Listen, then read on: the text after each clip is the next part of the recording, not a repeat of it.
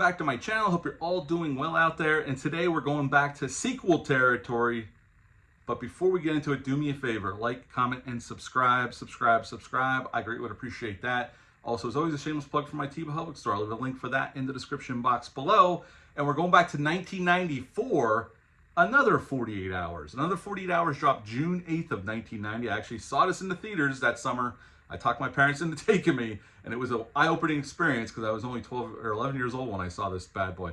It's rated R. It's an hour and 35 minutes long, but we're going to talk about that. It was originally going to be about 2 hours long. We're going to talk about that. This one had a way bigger budget, $45 million, and upon release, this one made some bucks too. It made 80 in America and 153 million worldwide. I wish we would have got a third film, but they were planning on it. It never materialized. This again was directed by Walter Hill, and in this movie you have Eddie Murphy back as Reggie Hammond. It's funny, in the original film, Nick Nolte was top billing, but by this point Eddie Murphy was the bigger star, so he was top billing, and he's back once again as the convict Reggie Hammond because he's still in prison. Even though in the first film he was supposed to get out in 6 months after he helped Cates. We'll talk about that in a second. Nick Nolte's back as Jack Cates, and Byron James is back as Keyhole. We talked about he was in the first film, and in this film he has a more pivotal role and he had more scenes, but a lot of his stuff was cut out. We'll talk about that as we get through this. Pretty much we pick back up with Jack Cates. He's after this big bad called the Iceman, and everybody thinks he's crazy. This guy doesn't exist, but as we find out through the movie, this guy does exist. And Gantz's brother, Gantz that got killed in the first film, plays by James Remar, his brother's in this film, and he's hired him and this other biker guy, and these three bikers are basically hired to kill a bunch of people, and Cates is one of them, and Hammond. And Hammond gets out of prison. We find out that he was supposed to get out 6 months after the first film, but he got framed for this other crime, and he ended up going back in for more time, and he's pissed. But when he gets out, him and Jack reconnect. They have to figure out what the hell's going on. Again, there are a lot more gun battles, a lot more bloodshed. And at the end of the film, they kill all the bad guys, and they find out the Iceman's real because Keyhole ends up being the Iceman. They kill him too, and that's the end of another 48 hours. So what to think about this sequel? I think this is a really strong sequel. I know this gets a lot of shit that not being as good as the first film, but I think it's just as good. I really like this movie. The banter between Nolte and Murphy is just as great here as it was in the first film. It's a lot of fun. I like that we're twists and turns of where we go, and a cop ends up being the Iceman.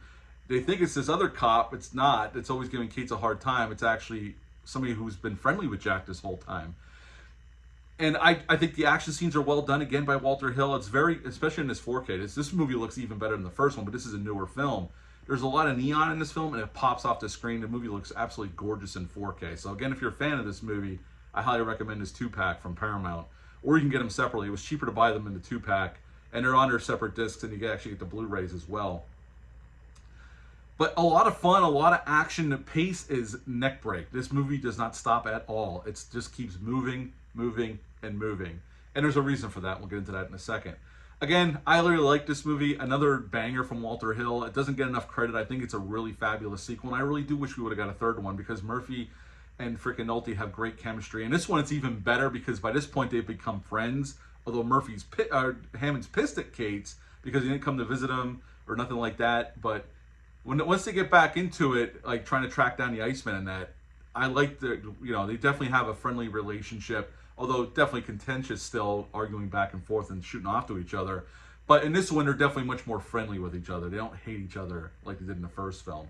And I just like that progression in their characters and their friendship, as it were.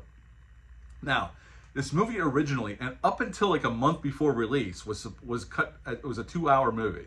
That's what it was going to be. A couple weeks before release, for some reason, Paramount got nervous and they went in and cut it down to 95 minutes. No reason's ever been given, really, other than they just decided to cut it down. They thought it was too long, and they cut it down to 95 minutes. And Byron James was actually not happy with it because his character, who ends up being pivotal to all the bad shit going on, he ends up being the Iceman, had a lot more scenes in the movie fleshing out his character, and it was all cut out. There was more action scenes that were cut out, and there was never, and they don't ever plan on releasing a director's cut. And Paramount and even Walter Hill, I don't know if Walter Hill's ever even talked about why they cut it down. I would be interested to see that, or hear about why they decided to cut it down to 95 minutes. Now, I will say, this movie moves quickly, and that's one of the strengths of this movie. But I'd be interested in seeing that 2-hour cut because I like these characters and I like the setup for this film. But yes, this was originally intended to be a much longer movie, and as it is, it's fun. It's a fun, quick watch. I mean, it breezes by. I mean, it takes off like a shot and it doesn't let up the whole film.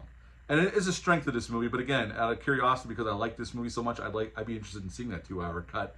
Although it sounds like we may never see it, but I thought that was pretty interesting. At the end of the day, I think this is a very strong sequel, a very fun sequel, and I would give this one, again, just like the first film, a 9 out of 10. 9 out of 10 for another 48 hours. Have you ever seen this one? What are your thoughts on it? Leave a comment down below. Let me know. Do me a favor, hit the thumbs up. I greatly would appreciate that. Share this video again. I would greatly appreciate that as well. That's it for this one, but until next time, bye.